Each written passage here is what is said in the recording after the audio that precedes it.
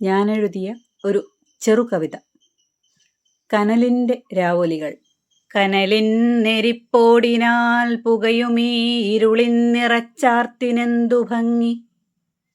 കണ്ണിമ ചിമ്മാതെ കാത്തുവച്ചതീ കനലിൽ എരിയുന്ന മോഹങ്ങളോ.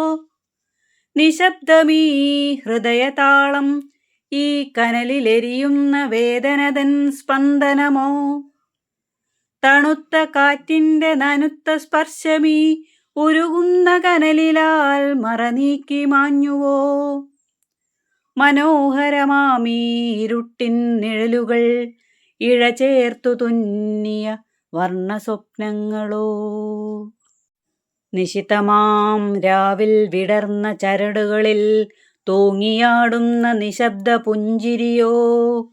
ഹേ തമസ്സാമിരുട്ടേ, നിനക്കെന്തു ഭംഗി.